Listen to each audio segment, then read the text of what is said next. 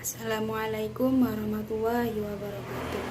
Sebelumnya perkenalkan, nama saya Windy Ika Septian dari Prodi Hukum Ekonomi Syariah 1 dengan NIM S 2019-2002. Di sini saya akan menjelaskan mengenai materi sejarah perkembangan hukum Islam dengan materi hukum Islam pada masa murajjihin, masa taklid dan jumud. Yang pertama, saya akan menjelaskan mengenai apa itu pengertian taklid. Taklid secara bahasa berasal dari kata qallado yuqallidu taqlidan yang mengandung arti mengalungi, menghiasi, meniru, menyerahkan atau mengikuti. Sedangkan secara istilah, taklid adalah mengikuti pendapat seorang fikih atau imam tanpa mengetahui sumber hukumnya.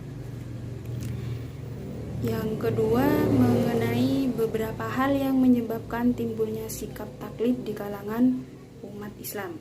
Penyebab ini ada 3. Yang pertama yaitu keterbelengguan akal pikiran sebagai akibat hilangnya kebebasan berpikir.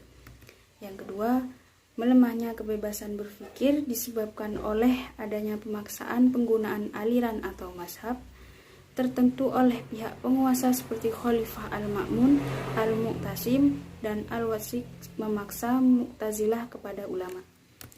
Dan yang terakhir, kondisi fiqh dan fuqaha pada masa taklid mengalami kemunduran disebabkan oleh munculnya pergolakan politik dalam negara Islam, sehingga memberikan efek negatif terhadap perkembangan ilmu pengetahuan. Selanjutnya mengenai faktor penyebab munculnya taklid. Penyebab ini terdiri dari 4 penyebab. Yang pertama, pembukuan kitab mazhab. Yang kedua, fanatisme mazhab. Yang ketiga, jabatan hakim. Dan yang keempat, ditutupnya pintu ijtihad. Selanjutnya, saya akan menjelaskan mengenai kontribusi para ulama dan fuqaha pada fase taklid.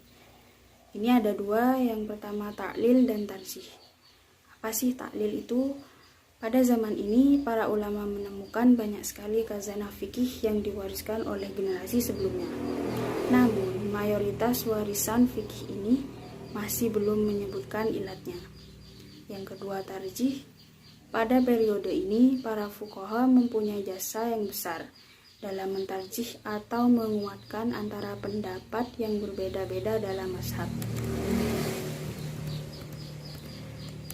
Yang selanjutnya yaitu materi yang terakhir mengenai periode kejumudan dan kemunduran. Periode ini dimulai sejak tahun 656 Hijriah, ketika kota Baghdad jatuh ke tangan tentara Mongol dan berakhir pada abad ke-13. Adanya kemunduran ini menyebabkan beberapa dampak. Yang pertama, ketidakberdayaan fikih Islam untuk menjawab segala persoalan yang muncul.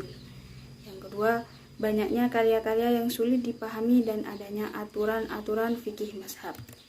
Yang ketiga, masyarakat dan para penguasa sebagian negeri Islam menjadi berpaling dari fikih Islam dan memaksa konsep undang-undang konvensional sebagai urusan pribadi dan pemerintahan. Mungkin itu saja yang dapat saya sampaikan mengenai hukum Islam pada murajjihin. Kurang lebihnya mohon maaf. Wassalamualaikum warahmatullahi wabarakatuh.